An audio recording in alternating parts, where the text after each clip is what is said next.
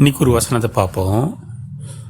எஸ்ராவின் அதிகாரம், எஸ்ரா 5ஆம் அதிகாரம் 2ஆம் வசனத்தில் கடைசி பகுதியை பார்ப்போம். எருசலேமில் உள்ள தேவனுடைய ஆலயத்தை கட்டத் தொடங்கினார்கள். அவர்களுக்கு திடன் சொல்ல தேவனுடைய தீர்க்கதரிசிகளும் இருந்தார்கள். இது பாபிலோனிலிருந்து திரும்பி வந்த பிறகு 2வது ஆலயத்தை கட்டும்போது நடந்த நிகழ்ச்சி. இதில் பார்த்தீங்கன்னா அந்த வசனம் ஃபுல்லாகவே சொல்கிறேன். 5ஆம் அதிகாரம் 2ஆம் வசனத்தில், அப்பொழுது செயல்தியேலின் குமாரனாகிய செருபாபேலும் யோசதாக்கின் குமாரனாகிய யெசுவாவும் எழும்பி எருசலேமில் உள்ள தேவனுடைய ஆலயத்தை கட்டத் தொடங்கினார்கள். அவர்களுக்கு திடன் சொல்ல தேவனுடைய தீர்க்கதரிசிகள் இருந்தார்கள். இது எஸ்ரா 5ஆம் அதிகாரம் 2ஆம் வசனம்.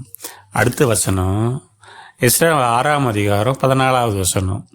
எஸ்ரா 6 வசனம் 14. அப்படி யூதரின் மூப்பர் கட்டினார்கள். தீர்க்கதரிசியாகிய ஆகாயும் இத்தோவின் குமாரனாகிய சகரியாவும் தீர்க்கதரிசனம் சொல்லி வந்தபடியினால் அவருடைய காரியம் கைகூடி வந்தது. அடுத்து புதிய ஏற்பாட்டில் ஒரு வசனத்தை பார்ப்போம். அப்போஸ்தலர் நடபடிகள் 13ஆம் அதிகாரம் 1ஆம் வசனம். அந்தியோகியா பட்டணத்தில் உள்ள சபையிலே பர்னபாவும் நீகர் என்னப்பட்ட சிமியோனும் சிரேனே ஊரனாகிய லூகியும் காற்பங்கு தேசாதிபதியாகிய ஏரோதினோடு கூட வளர்க்கப்பட்ட மனாயினும் சவுலும் தீர்க்கதரிசிகளாயும் போதர்களாயும் இருந்தார்கள். இதில் பார்த்தீங்கன்னா ஒரு குறிப்பிட்ட பேரை சொல்லிட்டு, சவுல்னா பவுல் பெயர் மாற்றத்துக்கு முன்னாடி இருந்த வார்த்தை இது சவுல்ன்றது. இது புதிய ஏற்பாட்டில் வர சவுல், அதாவது பவுல். சவுலும் தீர்க்கதரிசிகளாயும் போதகர்களாயும் இருந்தார்கள். இதில் என்னன்னா, இவர்கள் தீர்க்க தரிசன வரத்தை பெற்றவர்களாக இருக்கிறாங்கன்னு சொல்லலை. தீர்க்க தரிசிகளாயும் போதகர்களாயும் இருந்தார்கள். அதே போல் பழைய ஏற்பாட்டில் பார்த்தீங்கன்னா அந்த 2 வசனம் பாருங்கள். எருசலேமில் உள்ள தேவனுடைய ஆலயத்தை கட்டத் தொடங்கினார்கள். அவர்களுக்கு திடன் சொல்ல தேவனுடைய தீர்க்கதரிசிகளும் இருந்தார்கள். இது எஸ்ரா 5ஆம் அதிகாரம் 2ஆம் வசனத்தில் கடைசி பகுதி. 6ஆம் அதிகாரம் 14ஆம் வசனத்தில், அப்படி யூதரின் மூப்பர் கட்டினார்கள். தீர்க்கதரிசியாகிய ஆகாயும் இத்தோவின் குமாரனாகிய சகரியாவும் தீர்க்கதரிசனம் சொல்லி வந்தபடியினால் அவருடைய காரியம் கைகூடி வந்தது. இந்த புதிய ஏற்பாட்டு வசனத்தையும் பார்த்துட்டோம். பவுலும் தீர்க்கதரிசிகளாகவும் போதகர்களாகவும் இருந்தார்கள். இப்போ சில நேரத்தில் பார்த்தீங்கன்னா இந்த மெய்ப்பர்களுக்கு பொறுத்த வரைக்கும் வரங்களில் தேவன் பயன்படுத்தும் போது எந்த வரம் எப்படி ஒன்றாலும் கிரியை செய்யும். 9 வரம் தான் இருக்குன்னு இல்லை, தேவ ஆவியானவர் உங்களுக்குள்ளே இறங்கிட்டாருன்னு வச்சுக்கோங்களேன். அதாவது ஒரு கழுதியின் அந்த தாடை எலும்பில் வச்சு 1000 பேரை கொண்ட சிம்சோனுடைய பலம் போல் உங்களுக்குள்ள தேவனுடைய ஞானமும் இறங்கும்போது, தேவனுடைய பலமும் இறங்கும்போது உங்களுக்கு வரங்கள் தானாக கிரியை செய்யும். அந்த சூழ்நிலைக்கு போதுமான அளவுக்கு அந்த சூழ்நிலையை மேற்கொள்ள, அந்த பிரச்சனையை மேற்கொள்ள தேவையான பலன் உங்களுக்கு கிடைக்கும். இதில் பார்த்தீங்கன்னா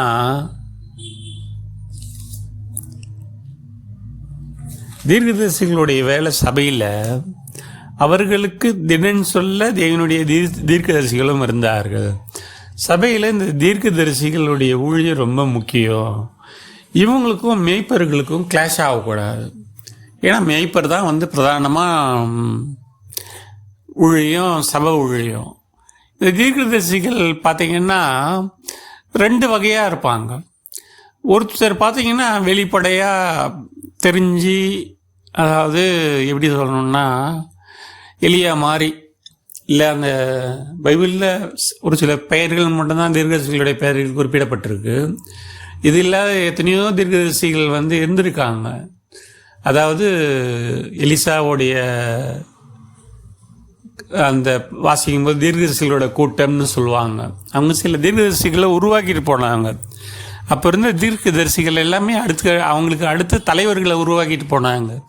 அதுக்கு அடுத்த ஒரு தீர்க்கதரிசிகளின் கூட்டத்தையே உருவாக்கிட்டு போனாங்க. அந்த மாதிரி தீர்க்கதரிசிகள் புதிய ஏற்பாட்டில் எப்படி இருப்பாங்க, அதாவது இவங்க சாதாரண மனுஷர்கள் போல தான் இருப்பாங்க. யோவான் ஸ்நான போலியோ இல்லை எலியாவை போலியோ வித்தியாசமான உடை உடுத்தி கொண்டு வித்தியாசமான ஆகாரத்தை எடுத்துக்கொண்டுலாம் இருக்க மாட்டாங்க. அவங்க சில நேரத்தில் கண்டுபிடிக்க முடியும் அவங்கக்கிட்ட அவங்க தீர்க்க தரிசின்னு. தீர்க்க தரிசன வரம் எல்லாருக்கும் கிரிய செய்யும். சபையில் அநேகம் பேருக்கு தீர்க்க தரிசன வரம் கிரிய செய்யும். ஆவியானவர் உங்களுக்குள்ளே இருக்கிறதுனால ஆவியானவர் எல்லாவற்றையும் வெளிப்படுத்துவார். ஆவியானவருக்கு மறைவாக எதுவுமே இல்லைன்றதுனால ஆவியானவர் எல்லாவற்றையும் வெளிப்படுத்துவார். இதில் பிரதானமாக தீர்க்கதரிசியாக இருக்கிறவங்களுக்கு அந்த திடன்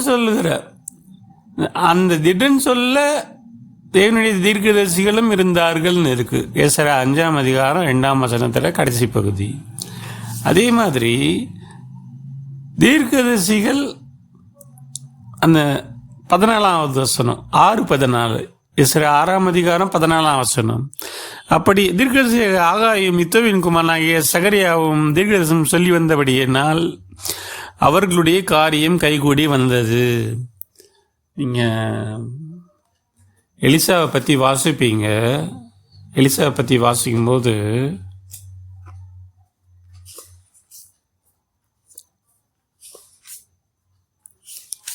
தீர்க்கதரிசிகள் பார்த்தீங்கன்னா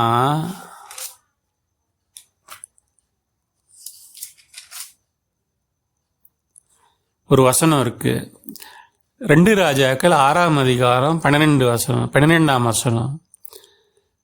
அதாவது ஒரு எதிரி நாட்டோட சிரியாவின் ராஜா, அதாவது சிரியாவின் ராஜா இஸ்ரவேலுக்கு விரோதமாக யுத்தம் பண்ணி இன்னின்ன ஸ்தலத்திலே 8ஆம் வசனம் 6ஆம் அதிகாரம் 8ஆம் வசனம் இன்னின்ன ஸ்தலத்திலே பாளையம் இறங்குவான் என்று தன் ஊழியக்காரருடைய ஆலோசனை பண்ணினான். ஆயிலும் தேவனுடைய மனுஷன் இஸ்ரவேலின் ராஜாவிடத்தில் ஆள் அனுப்பி, அதுக்கு அடுத்த வசனம் 9ஆம் வசனம், இன்ன இடத்துக்கு போகாதபடிக்கு எச்சரிக்கையாயிரும், சிறியர் அங்கே இறங்குவார்கள் என்று சொன்னான். அப்போது இஸ்ரவேலின் ராஜா தேவனுடைய மனுஷன் தன்னை எச்சரித்து தன்னை குறித்து சொன்ன ஸ்தலத்திற்கு மனுஷனை அனுப்பி பார்த்து எச்சரிக்கையாக இருந்து இப்படி அநேகம் தரம் தன்னை காத்து கொண்டான். இந்த காரியத்தை நிமித்தம் சிறிய ராஜாவின் இருதயம் குழம்பி அவன் தன் ஊழியக்காரரை அழைத்து, நம்முடையவர்கள் இஸ்ரவேலின் ராஜாவுக்கு உளவாக இருக்கிறவன் யார் என்று நீங்கள் எனக்கு அறிவிக்க மாட்டீர்களா என்று கேட்டான். அப்பொழுது அவன் ஊழியக்காரரில் ஒருவன், அப்படி இல்லை என் ஆண்டவனாகிய ராஜாவே, நீர் உம்முடைய பள்ளி அறையிலே பேசுகிற வார்த்தைகளையும் இஸ்ரவேலில் இருக்கிற தீர்க்கதரிசியாகிய எலிசா இஸ்ரவேலின் ராஜாவுக்கு அறிவிப்பான் என்றான். சரிங்களா? இதில் பார்த்தீங்கன்னா நான் வாசித்த வசனம்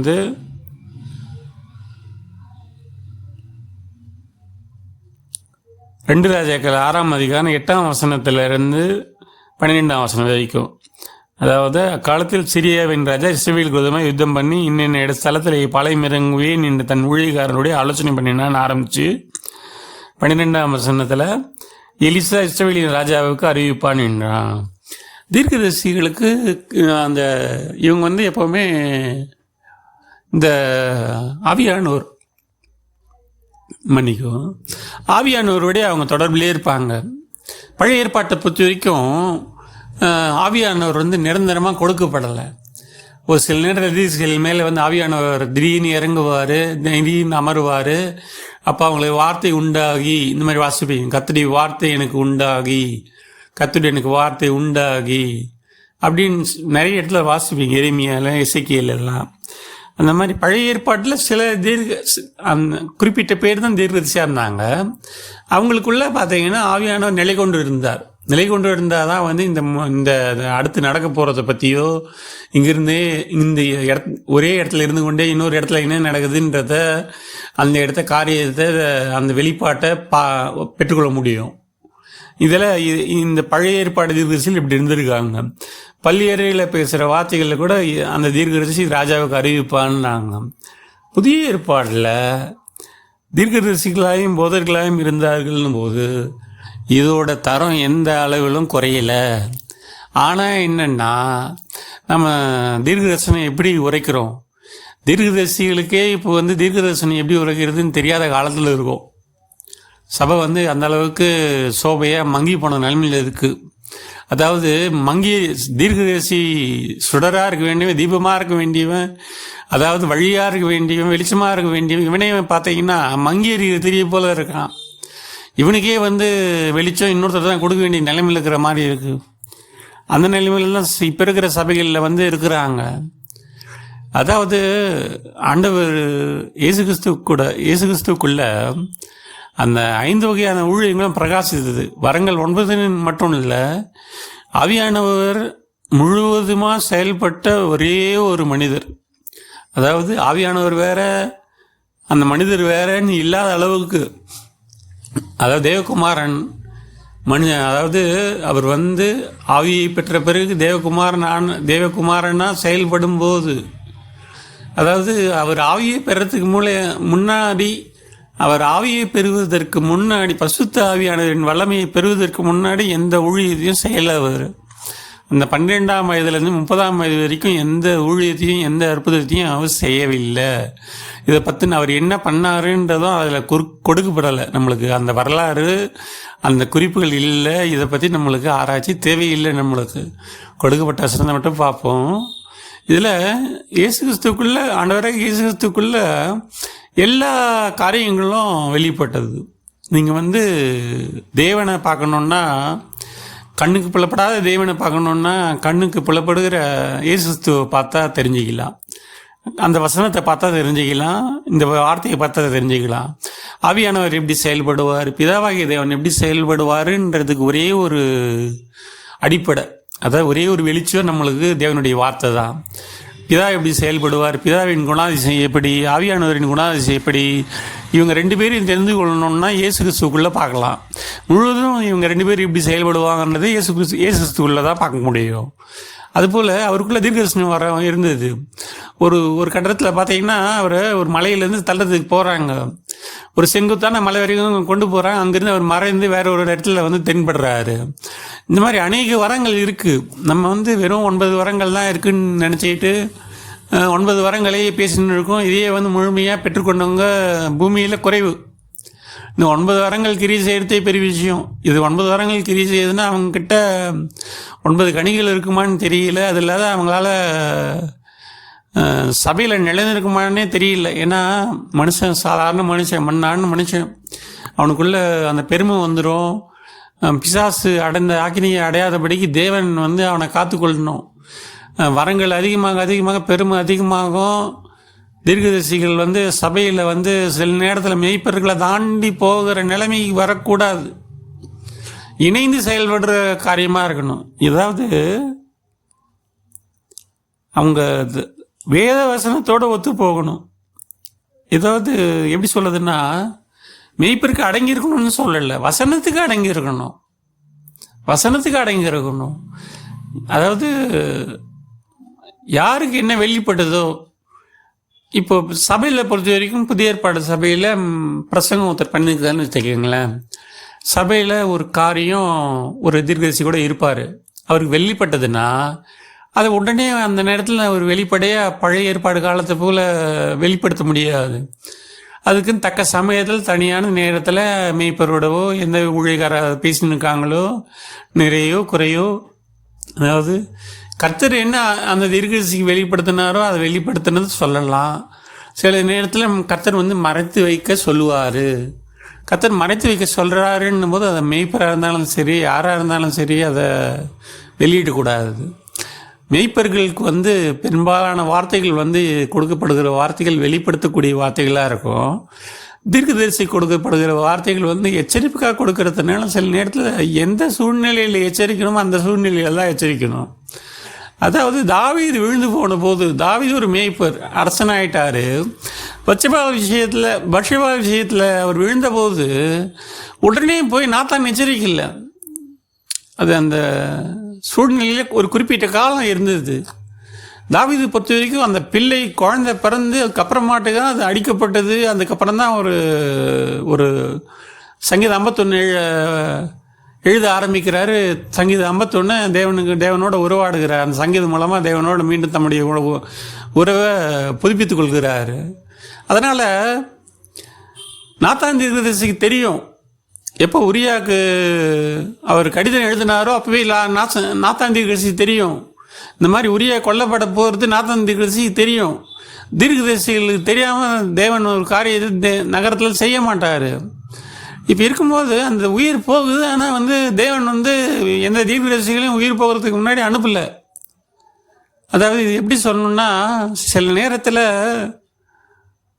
தீர்க்கதரிசிகள் வந்து மௌனமாக இருக்கிறாங்க, மௌனமாக இருக்க வேண்டிய காலமாக இருக்குது.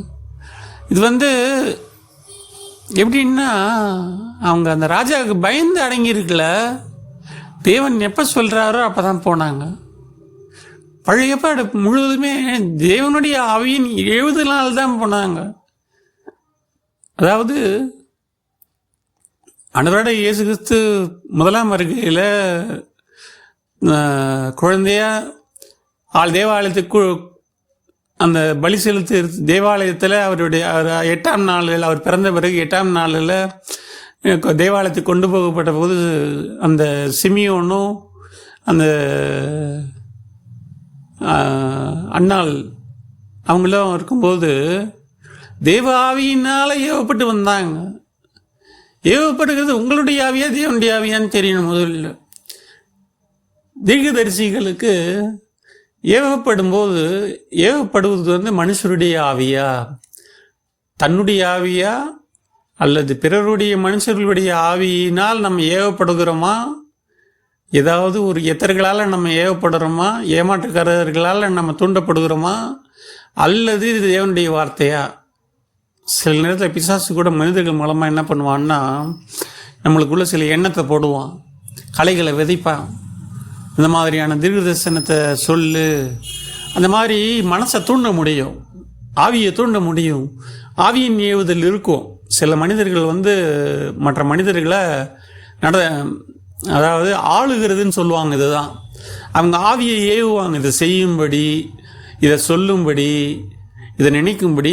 அந்த பிற மனிதர்கள் வந்து அது பிசாசினால் தூண்டப்பட்டு அவர்கள் வந்து இந்த தீர்க்கதரிசியை தூண்டி விடுவாங்க.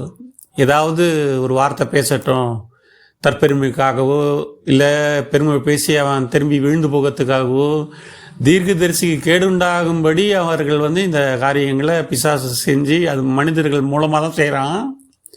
அப்படி இருக்கும். இப்போ என்னென்னா, மேய்ப்பர்களும் தீர்க்கதரிசிகளும் இணைந்து செயல்படணும். அப்போஸ்தலரில் செயல்படுற மாதிரி தீர்க்கதரிசிகளாயும் போதர்களாயும் இருந்தார்கள். இப்போ சபையில் பார்த்திங்கன்னா சில நேரத்தில்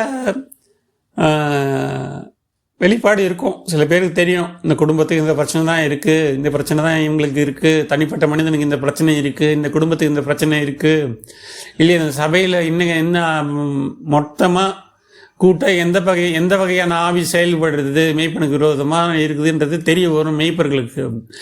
ஆனால் அவங்க ஆவியின் ஏவுதலால் தங்களாக வந்து உடனே அதை சொல்லணும்னு அவசியம் கிடையாது. அதுக்காக ஜெபித்து தேவனிடத்தில், ஆண்டவே இது இப்படி இருக்குது, இந்த மனிதர் குறித்து இந்த காரியம் இப்படி இருக்குது, ஏன்னா தேவன் தான் உங்களுக்கு வெளிப்படுத்துகிற, அதனால் நீங்கள் அந்த காரியத்தை முதல்ல யார்கிட்ட பேசணும்னா தேவன்கிட்ட தான் பேசணும். இந்த மனிதனுடைய வாழ்க்கையில் இந்த நல்லதோ கெட்டதோ இருக்குது, நன்மையோ தீமையோ இருக்குது, இந்த குடும்பத்துக்குள்ளே நன்மையோ தீமையோ இருக்குது, இந்த சபையில் திடீர்னு ஒரு சிலர் வந்ததுனால இந்த சபை வந்து இந்த வகையான மாறுதல்கள் நேரிட்டு இருக்குது, இந்த வகையான காரியங்கள் நடக்குதுன்னு தேவனுக்கு தெரியப்படுத்தி தேவனிடத்தில் கேட்டு, அப்போ வந்து நீங்கள் தீர்க்கதரிசிகள் மட்டும் இல்லை, தேவனே உங்களோடு இடைப்படுவார். அதாவது சபைகளை தீர்க்கதரிசிகள் இருந்தால் நல்லது. மோசே வந்து என் மேல் இருந்த பாரம் அதிகமாக இருக்குன்னு சொல்லும்போது 70 பேரை கூப்பிடுன்னு சொன்னார். 70 பேர் எழுதினாங்க. அதில் வந்து 68 பேர் தான் வந்து அந்த ஆசரிப்பு கூடாரத்தான வந்தாங்க. பேர் எழுதப்பட்ட 2 பேர் பாளையத்தாண்டே இருந்துட்டாங்க. அப்போ பாளையத்தில் இருந்த 2 பேர் மேலே அதே ஆவியே அவங்க மேலே பொழிந்தறியப்படுது. மோசே அவங்க மேலே அவங்களுக்கு கொடுத்த ஆவி, மோசையின் மேலே இருந்த ஆவி அந்த 68 மேலேயும் பொழியப்பட்டது. அதே போல் அந்த பாளையத்தில் இருந்த 2 பேர் மேலேயும் பேர் எழுதப்பட்டு வராத அந்த 2 பேர் மேலேயும் பொழியப்படுது. இதை கண்ட யோசுவா வந்து என்ன சொல்கிறாருன்னா, மோசே கிட்ட சொல்கிறாரு, பாளையத்தில் இருக்கிற 2 பேர் தீர்க்கதரிசனம் உரைக்கிறாங்க, அதை முதல்ல தடுத்து நிறுத்துன்றாரு. மோசே உடனே சொல்கிறாரு, நீ என்ன எனக்கு வைராகியம் பாராட்டுகிறாயா, எல்லாரும் தீர்க்கதரிசிகளாக இருந்தால் நல்லது தானே அப்படின்னுவார். அதுபோல் உங்கள் சபையில் வர ஒவ்வொரு விசுவாசிகளும் தீர்க்கதரிசிகளாக இருக்கணும்னு நான் இறைவனை பிரார்த்திக்கிறேன், ஆண்டவரை வேண்டிக்கிறேன். ஏன்னா அதாவது அதுதான் வந்து மேன்மையான விஷயம். கர்த்தரோடு நேரடியாக இருக்கிற இடைப்பாடு. அவரே நேரடியாக சொல்லிடுவார் எல்லாத்தையும் தீர்க்கதரிசிக்கு. இன்னொருத்தர் மூலமாக வருதுனாலே அது கொஞ்சம் தரம் தாழ்ந்த ஒரு செய்தியாக தான் இருக்கும். தரம் தாழ்ந்த செய்தியானா ஒரு கம்யூனிகேஷன் ட்ராப் இருக்குன்னு சொல்ல வரேன். கர்த்தர் ஒரு காரியத்தை சொல்லியிருப்பார், அது இவங்க எந்த விதத்தில் சொல்கிறாங்கன்றதில் இருக்கு இல்லைங்களா. அதாவது ஒரு நல்ல காரியத்தை கூட கெட்ட விதமாக சொல்லுவாங்க, கெட்ட காரியத்தை கூட நல்ல விதமாக சொல்ல முடியும். அதாவது இந்த அப்சலோம் பார்த்தீங்கன்னா தாவீதை துரத்தும் போது திரும்ப அப்சலோம் கொண்டுடுறாரு. அந்த செய்தியை அறிவிக்க ஒருத்தன் ஓடுவான், நான் முந்தி கொண்டு ஓடுறேன்னுவான். அப்புறம் யோவா வந்து நீ ஏன் இந்த கெட்ட செய்தி அறிவிக்கிறதுக்கு வேகமாக ஓடணுன்ற, நீ பொறுன்னுவான். அவன் இருந்தாலும் ஓடுறேன்னு போவான். அதுக்கப்புறம் பார்த்தீங்கன்னா இன்னொருத்தன் ஓடுவான் அதையே அறிவிக்கிறதுக்கு, அவனும் போவான். இந்த முதல்ல ஓடினான் பாருங்க, அவன் என்ன பண்ணுவான்னா தாவீதுகிட்ட விஷயத்த சொல்லுவான். அப்சலோம் இந்த மாதிரி அந்த ஜெயத்தை மட்டும் அறிவிச்சிட்டு அப்சலோமுக்கு என்ன ஆச்சுன்னு அறிவிக்க மாட்டான். அங்கே ஒரு சந்தடியாக இருந்துச்சு, ஏதோ ஒரு கலகம் இருந்துச்சு, என்ன ஆச்சுன்னு எனக்கு தெரியலன்னு அமைதியாகிடுவான். இதுதான் வந்து அவனுக்கு வார்த்தை வெளிப்பட்டு இருந்தும் அவன் நிகழ்ச்சியே தெரிஞ்சிருக்குது. வார்த்தை வெளிப்பட்டு இல்லை, காரியம் வெளிப்பட்டு இல்லை. அப்சலோம் இறந்து போச்சான்னு அவன் தெரிஞ்சிடுச்சு. முந்திக்கு நான் ஓடி தாவீதுகிட்ட, ஆனால் அவன் முழுவதையும் சொல்லலை. என்ன பண்ணான், அடுத்தவன் வந்தான், அவன் சொன்னான் அவனுக்கு நேரிட்டது போல் வேறு யாருக்குமே நேரிடக்கூடாதுன்னுட்டான். அதில் அவனை வெட்டி போட்டாங்க. அநேகமாக அந்த காரியத்தை வாசிப்போம்.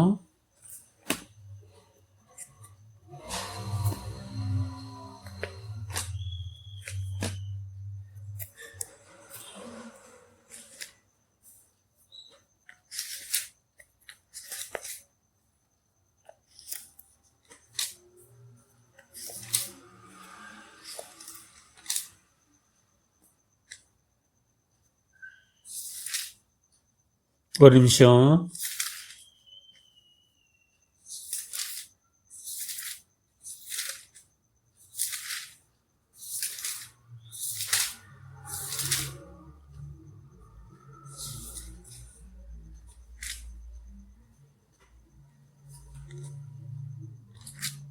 ஒரே நிமிஷம், வசனத்தை எடுத்துடுறேன்.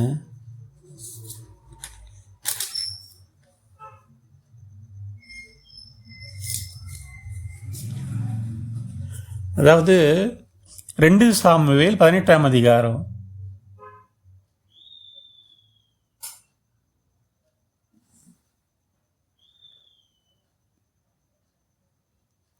அதாவது அந்த 2வது சொன்ன மனுஷன் வெட்டி போடல மன்னிக்கவும், நான் தவறாக சொல்லிட்டேன். இந்த 2வது சொன்ன செய்தி சொன்னவன் வெட்டப்படலை. அந்த வசனத்தை பாருங்கள். அந்த ஜாமங்காக்கிறவன் வந்து முதல்ல ஒரு மனுஷன் ஓடி வரான். அதாவது சொல்லும்படி உனக்கு நல்ல செய்தி இல்லாத இருக்கையில் நீ ஓட வேண்டியது என்னன்னு சொல்லுவார். சாதோக்கின் குமாரன் அகிமாஸுக்கு சொல்லுவார் யோவாபை நோக்கி. அகிமாசு முந்துகிறாரு, ஆனாலும் சொல்லிட்டு அந்த சந்தடி இருந்ததுன்னு சொல்லிட்டு ஒரு பக்கம் நின்றுடுறாரு. அதுக்கப்புறம் கூஷி, அதாவது இது கூஷி வந்து ராஜாவாகிய என்ன ஆண்டவனே, நற்செய்தி, இன்று கர்த்தர் உமக்கு விரோதமாக எழும்பின எல்லாரின் கைக்கும் நீங்களாக்கி நியாயம் செய்தார் என்றான். அப்போது ராஜா கூஷியை பார்த்து, பிள்ளையாண்டனாகிய அப்சலோம் சுகமாக இருக்கிறானா என்று கேட்டதற்கு கூஷி என்பவன், அந்த பிள்ளையாண்டனுக்கு நடந்தது போல ராஜாவாகிய ஆண்டனுடைய சத்துருக்களுக்கும் பொல்லாப்பு செய்ய உமக்கு விரோதமாக என்கிற யாவருக்கும் நடக்கிறது என்றான். அப்போது ராஜா மிகவும் கலங்கி கெபினி வாசலின் மேல் வீட்டிற்குள் ஏறி போய் அழுதான். அவன் ஏறிப்போகையில், என் மகனாகிய அப்சலோமே, நான் உனக்கு பதிலாக செத்திய நலமாக இருக்கும். அப்சலோமே, என் மகனே என்று சொல்லி அழுதான். என்ன சொல்றேன்னா, சொல்லும்படி உனக்கு நல்ல செய்தி இல்லாதிருக்கையில் நீ ஓட வேண்டியது என்ன? 2 சாமுவேல் 18ஆம் அதிகாரம் 22 இது கடைசி பகுதி. இது அந்த வசனத்துலேருந்து ஆரம்பித்து 33ஆம் வசனம் வரைக்கும் நீங்கள் இது வாசிங்கன்னா தெரியும். தீர்க்கதரிசியாக இருந்தால் கூட சரி, சபையில் சொல்கிறதுக்கு நல்ல செய்தி இல்லாத இருக்கிறப்போ ஓடக்கூடாது. முந்திக்கின்னு நம்ம வந்து மேய்ப்பர்களுக்கு ஆலோசனை சொல்கிறோம், இந்த விஷயத்தில் சொல்கிறோம், அந்த விஷயத்தில் சொல்கிறோம். நம்ம நல்ல செய்தி இருக்கா சொல்லுங்க. தீர்க்கதரிசிகளாக இருந்தாலும் சரி, மேய்ப்பர் தீர்க்கதரிசியோடு இடைப்படலாம். உங்களுக்குள்ள ஒரு ஐக்கியம் இருந்தால் அது நல்லது. கர்த்தர் உங்கள் 2 பேரும் இணைத்து ஒரு ஊழியத்தில் வச்சுருக்காருன்னா இன்னும் நல்லது. அதாவது தலைமை பண்புகளில் இது ரொம்ப முக்கியமானது. மேய்ப்பர்களாக இருந்தாலும் சரி, சுவிசேஷகளாக இருந்தாலும் சரி, எந்த ஊழியக்காரர்களாக இருந்தாலும் சரி, சொல்லும்படி உனக்கு நல்ல செய்தி இல்லாதிருக்கையில் நீ ஓட வேண்டியது என்ன? நற்செய்தி சொல்கிறது தான் நம்ம அழைக்கப்பட்டிருக்கோம். அதனால் தீர்க்கதரிசிகளுடைய வார்த்தை திடன் சொல்லும். அதே சமயம் சொல்கிறதுக்கு நற்செய்தி இல்லைன்னா, நல்ல செய்தி இல்லைன்னா தீர்க்கதரிசிகள் மௌனமாக இருக்கிறது ரொம்ப நல்லது. சபைகளில் ஆவியின் ஏவுதல்னால நம்ம ஒன்று சொல்ல போய் அது ஒன்று நடக்க போய், ஏன்னா சபை தேவனுடைய ரத்தத்தினால தேவன் தம்முடைய சுய ரத்தத்தினால சம்பாதித்த சபை. இதை நம்மளுடைய சுய நோக்கத்துக்காகவோ ஆவியின் ஏவுதலாலேயோ நடத்தப்படக்கூடாது. பரிசுத்த ஆவியானவரின் ஏவுதலால் தான் நடத்தப்படணும். முழு கண்ட்ரோல் அவர்கிட்ட தான் இருக்கணும். அதாவது அவருக்கு டேக் ஓவர் பண்ணணும். உங்களையும் மீறி அவர் பேசணும். உங்கள் எண்ணங்களை மீறி அவர் பேசணும்.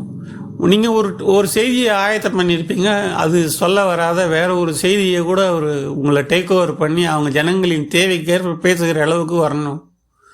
சில பேர் பார்த்தீங்கன்னா நிறைய மெசேஜ் ப்ரிப்பேர் பண்ணி வச்சுருவாங்க. அந்த இடத்துல வரும்போது செய்தி மாற்றுறாருன்னும் போது மாற்றி பேசுகிறாங்க. வசனத்தில் ஆழமாக போகிறவங்க முடியும், சாதாரணமாக இருக்கிறவங்களால இது முடியாது. இருந்தாலும் அந்த நிலை வர வரைக்கும் கர்த்தர் நம்ம ஆயத்தம் பண்ண செய்தியை கொடுக்கறது நல்லது.